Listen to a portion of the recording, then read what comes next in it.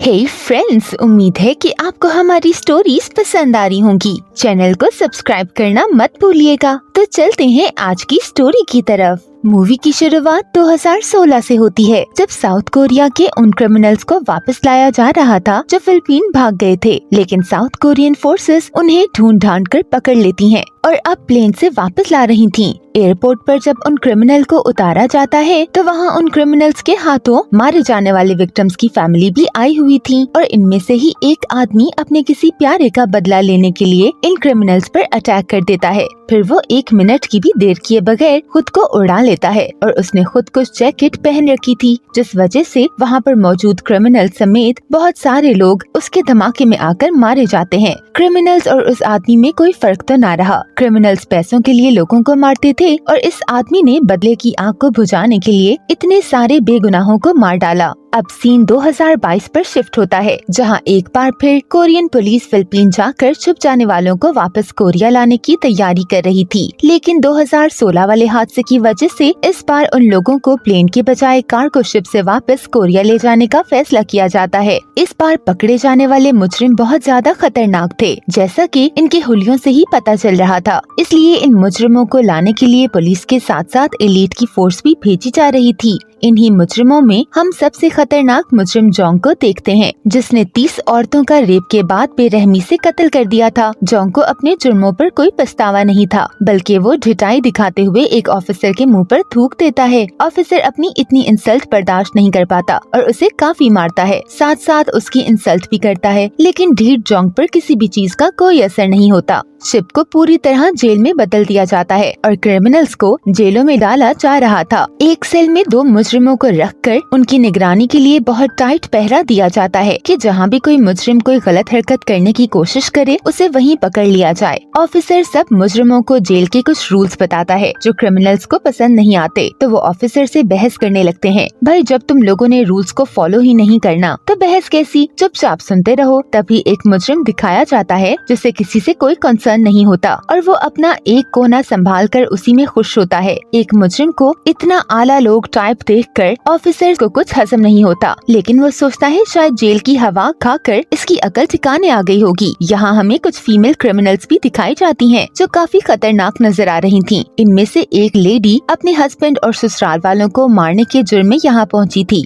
Female criminals के लिए lady police officers को रखा जाता है, यानी हर तरह से मुजरिमों की निगरानी की जा रही थी। इसके बाद हमें डॉक्टर और उसकी असिस्टेंट दिखाए जाते हैं, जिनके काम किसी भी इमरजेंसी की सूरत में फर्स्ट एड देना है। डॉक्टर की असिस्टेंट इन मुजरिमों में फंसकर कुछ खुश नहीं होती और वो भुजे दिल के साथ अपने काम कर रही थी, लेकिन डॉक्टर काफी मशकूक लगता है। उसके पास ऐसे ड्रग्स होते हैं जिनका मेडिसिन से कोई लेना देना नहीं था और नॉर्मल इंसानों के लिए वो ड्रग काफी खतरनाक हो सकते थे। अब ये डॉक्टर क्या करेगा, ये तो हम आगे जाकर ही जान पाएंगे, लेकिन इसके इरादे कुछ ठीक नहीं लग रहे। इसके अलावा हम शेफ्स को देखते हैं जिनका काम ऑफिसर्स और मुजरिमों को खाना बनाकर खिलाना है। सब कुछ बहुत अच्छा जा रहा था, लेकिन तभी हमें खतरनाक मुजरिम जोंग दिखाया जाता है, जो अपनी जुबान के नीचे छुपाए गए एक वायर से अपनी हथकड़ी खोलता है और फिर वही वायर अपने सेल पार्टनर को हथकड़ी खोलने के लिए दे देता है। इसके साथ ही हम देखते हैं कि शेफ भी जोंग के साथी थे, जो उसे यहाँ से निकालने के लिए आए थे और इन गुंडों ने रियल शेफ्स को मारकर उनकी जगह ली हुई थी। मौका मिलते ही वो लोग खून खराबा शुरू कर देते हैं और जोंग भी उधर पुलिस ऑफिसर्स को बेदर्दी से मौत के घाट उतार देता है और उनकी बॉडी फ्रीजर में रख देता है। उधर जोंग के गुंडे शिप कंट्रोलर को मार देते हैं और कंट्रोल रूम का सारा कंट्रोल अपने हाथ में ले लेते हैं और वायरलेस फोन तोड़ देते हैं ताकि ये लोग अपने लिए हेल्प न मंगवा सकें। ऑफिसर को जैसे ही इस अटैक की खबर होती है, वो अपने सिपाही साथ लेकर आता है, लेकिन जोंग ने सब कुछ खराब कर दिया था, जिस वजह से फोर्सेस की क्रिमिनल्स के साथ काफी लड़ाई होती है, जिसमें बहुत सारे लोग मारे जाते हैं। कंट्रोल रूम में फीमेल ऑफिसर अपने एक साथी को सांस लेते देखकर उससे शिप से बाहर कांटेक्ट करने का कोई तरीका पूछती है, तो वो उसे शिप के टावर में मौजूद डिवाइस से कांटेक्ट करने का कहता है, लेकिन वो ऑफिसर इतने सारे मुजरिमों और खून खराबे की वजह से वहाँ नहीं जा पाती। उधर जोंग ने सारे मुजरिमों को आजाद कर दिया था, जिसमें एक और खतरनाक मुजरिम ली भी शामिल था। जोंग उसे अपना प्लान बताता है कि वो शिप को हाईजैक करेगा, तो ये सुनकर ली उसका साथ देने से इनकार कर देता है, क्योंकि उसके ख्याल में ये एक खतरनाक प्लान था। जोंग शिप पर पूरी तरह कंट्रोल हासिल कर लेता है और सारे सोल्जर्स को मार देता है। उधर डॉक्टर और उसकी असिस्टेंट गोलियों की आवाजें सुनकर अंदर से अपना रूम लॉक कर लेते हैं क्योंकि वो लोग सिर्फ इलाज करना जानते थे, गोलियों का मुकाबला करना उनकी बस की बात नहीं थी। उधर जोंग अपने गुंडों से कहता है कि सारे सिपाहियों की लाशें उठाकर फ्रीज कर दो। शायद जोंग का लाशें देखकर दिल दुखता होगा, इसलिए वो उन्हें अपनी नजरों से दूर फ्रीजर में रखने का कहता है, लेकिन वो नहीं जानता था कि वो नई मुसीबत को आवाज दे चुका है। फ्रीजर खराब होता है, जिस वजह से लाशों से खून निकलकर पाइप से बाहर गिरता है, जो सोए हुए एक इंसान अल्फा पर गिरता है। अल्फा ड्रग्स के असर से सो रहा था, लेकिन मुंह पर खून गिरने की वजह से वो जाग जाता है। यहीं हमें पता चलता है कि डॉक्टर ने जो ड्रग्स रखे हुए थे, वो ड्रग्स उसने अल्फा को सुलाने के लिए दिए थे। उधर ऑफिसर जब पूरी शिप को विजिट करते हैं तो अपने सारे सिपाहियों को लाशों में बदला देखकर शॉक हो जाते हैं। क्रिमिनल्स आजाद घूम रहे थे और इनके सिपाही मारे गए थे।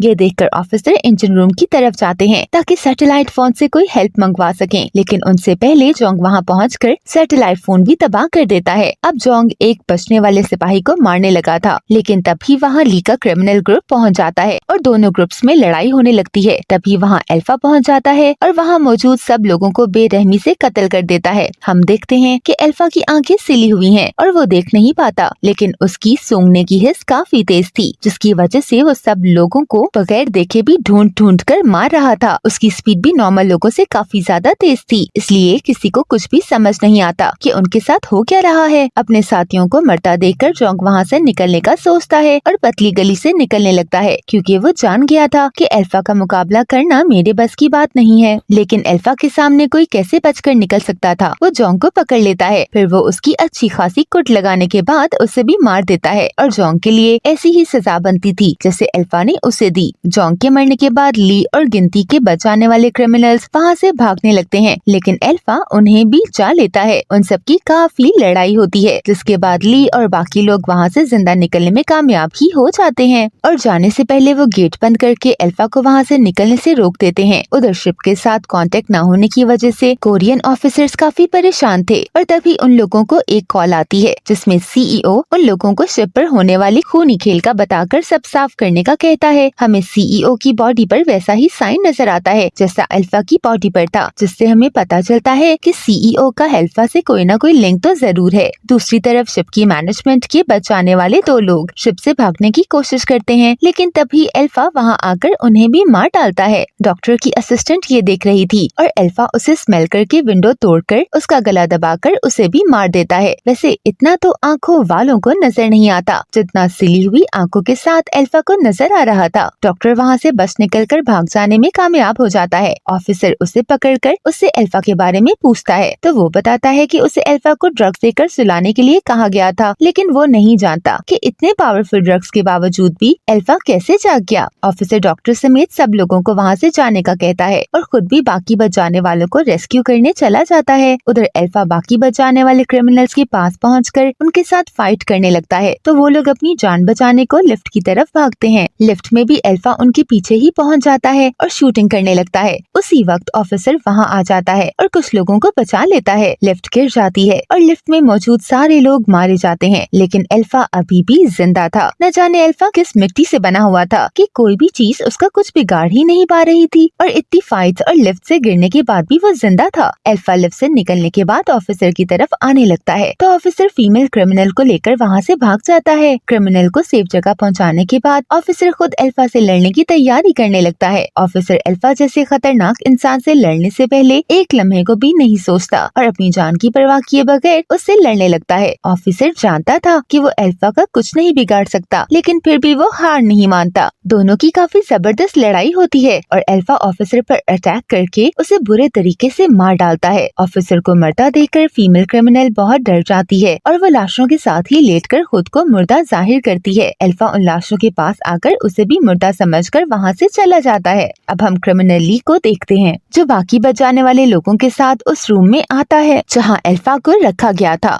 यहीं इन लोगों को अल्फा की हिस्ट्री के बारे में कुछ डॉक्यूमेंट्स मिलते हैं, जिससे उन्हें अल्फा के पास्ट के बारे में पता चलता है, जो इस मूवी का सबसे बड़ा ट्विस्ट है। अल्फा 1943 में एक सिपाही था जिसे किसी मिशन पर फिलीपीन भेजा गया था। उस मिशन के दौरान अल्फा और उसके साथियों को जापानीज सिपाही पकड़कर ले गए थे। उन्होंने अल्फा और उसके साथियों पर एक एक्सपेरिमेंट किया था। उस एक्सपेरिमेंट का मकसद सुपर ह्यूमन बनाना था, ताकि जंग के दौरान सुपर ह्यूमन को काम में लाया जा सके। उनके एक्सपेरिमेंट की वजह से ही अल्फा एक इमॉर्टल बन गया था, जिसकी सूंघने और काम करने करने की स्पीड बहुत तेज थी। वो नॉर्मल इंसानों से बहुत तेज काम करता था। जापानीज सोल्जर्स अपने एक्सपेरिमेंट के कामयाब होने पर जश्न मना रहे थे, लेकिन तभी वहाँ पड़ा अल्फा होश में आ गया था और उसने सब लोगों को मार दिया था। अल्फा को पकड़ने के लिए सीक्रेट फोर्स के लोग वोंग अपनी टीम के साथ आता है, जो अपनी बॉडी की पावर को बढ़ाने के लिए मेडिसिन यूज करते हैं ताकि अल्फा का मुकाबला कर सकें। वो लोग शिप पर पहुंच जाते हैं तो उनका सामना फीमेल क्रिमिनल से होता है, जो उन लोगों से हेल्प मांगती है, तो वो उसे शूट करके उसकी हेल्प कर देते हैं। यही नहीं, वो लोग वहाँ मौजूद सब जिंदा बचाने वालों को मार देते हैं, क्योंकि उनका मकसद सिर्फ अल्फा को पकड़ना था। बाकी किसी से उन्हें कोई वास्ता नहीं था, इसलिए वो सबको मार देते हैं, लेकिन ली को छोड़ देते हैं, क्योंकि वो ली को जानते थे। ली वही क्रिमिनल है जो एक कोने में लगकर बैठा रहता था, और हम देखते हैं कि ली की बॉडी पर भी वैसा ही साइन है जैसा अल्फा और सीईओ की बॉडी पर था। ली जानबूझकर कोरियन पुलिस के हाथों पकड़ा गया था, क्योंकि एक सीक्रेट ऑर्गेनाइजेशन ने उस पर वुल्फ हंटिंग प्रोजेक्ट एक्सपेरिमेंट किया था। वोंग ने ली और उसके कुछ साथियों पर ये एक्सपेरिमेंट किया था, लेकिन उन लोगों पर एक्सपेरिमेंट कामयाब न होने की वजह से उन्हें मुर्दा डिक्लेयर कर दिया था। इस प्रोजेक्ट के लिए वोंग ने बहुत सारे लोगों को मारा था, क्योंकि उसे किसी भी तरह बस अपने एक्सपेरिमेंट को कामयाब करना था। ली पर एक्सपेरिमेंट नाकाम होने के बाद जब उसे मुर्दा समझकर फेंक दिया गया था, उसके बाद वो जिंदा हो गया था, यानी ली पर उनका एक्सपेरिमेंट कामयाब हो गया था। लेकिन ली ने उन लोगों से छुपकर अपनी जिंदगी नए सिरे से शुरू करते हुए शादी कर ली थी। उसका एक बेटा भी हुआ था, लेकिन जब सीक्रेट ऑर्गेनाइजेशन को ली के जिंदा होने की खबर हुई तो उन्होंने ली को ढूंढने के बाद उसकी फैमिली को कत्ल कर दिया था। ली वोंग और उसकी ऑर्गेनाइजेशन के लोगों से बदला लेना चाहता था, इसलिए वो मुजरिम के रूप में कोरिया आया था। तभी वहाँ अल्फा भी आ जाता है और वो फोर्स के लोगों से फाइट करता है। वोंग के लोग जो मेडिसिन यूज करने के बाद यहाँ आए थे, उनमें भी काफी पावर होती है, इसलिए वो अल्फा को जख्मी करने में कामयाब हो जाते हैं। अल्फा से निमटने के बाद वो ली से लड़ने लगते हैं और वो काफी पावरफुल थे, इसलिए ली पर भारी थे। लेकिन ली, जिसके पास खोने के लिए कुछ भी नहीं था, वो किसी भी नुकसान की परवाह किए बगैर बहुत बहादुरी से उन लोगों से लड़ता है। ली का जज्बा वोंग के लोगों से ज्यादा ताकतवर था, इसलिए वो वोंग पर काबू पाते हुए उसे समुद्र में फेंक देता है और खुद भी उसके पीछे ही जंप कर देता है। वो वोंग को पूरी तरह खत्म करना चाहता था, इसलिए उसके पीछे ही समुद्र में चला जाता है। नेक्स्ट हमें पता चलता है कि सीईओ को भी अल्फा की तरह जापानीज सोल्जर्स ने अपने तजुर्बे के लिए इस्तेमाल किया था। सीईओ अल्फा से कहीं ज्यादा पावरफुल होने की वजह से सरवाइव कर गया था, लेकिन वो सुपर ह्यूमन प्रोजेक्ट से काफी इम्प्रेस था और इस प्रोजेक्ट को आगे बढ़ाकर खुद भी इस प्रोजेक्ट पर काम करना चाहता था। इस मकसद के लिए उसने वोंग की हेल्प से एक सीक्रेट फोर्स बनाई थी और इंसानों पर तजुर्बे शुरू कर दिए थे। इसी प्रोजेक्ट के लिए उसने ली पर एक्सपेरिमेंट किया था और ली की फैमिली को मारते हुए वो उसके बेटे से मिला था, तो उसे पता चला था कि ली के बेटे को अपने डैड की तरफ से जीन्स में सुपर पावर्स मिली थी, इसलिए वो पैदाइशी ही सुपर ह्यूमन था। सीईओ काफी खुश था कि ये पहला सुपर ह्यूमन है जिसे पावरफुल बनाने के लिए किसी मेडिसिन की जरूरत नहीं होगी, इसलिए उसने उसके बेटे को मारने के बजाय उसे जिंदा रखा था और अपने साथ ही ले आए थे ताकि वक्त पड़ने पर जैसे चाहे उसको यूज करें। लेकिन सीईओ का ये मकसद कामयाब होता नजर नहीं आ रहा, क्योंकि हम ली को देखते हैं जो वोंग को दबोकर मारने के बाद खुद बीच पर नजर आता है। अब उसका इरादा सीक्रेट ऑर्गेनाइजेशन की ईंट से ईंट बजाकर उसे पूरी तरह तबाह करने का था। इस मकसद के लिए वो सीक्रेट ऑर्गेनाइजेशन को तलाश करने के लिए जाता है और इसके साथ ही हमारी मूवी एंड हो जाती है। Thanks for watching.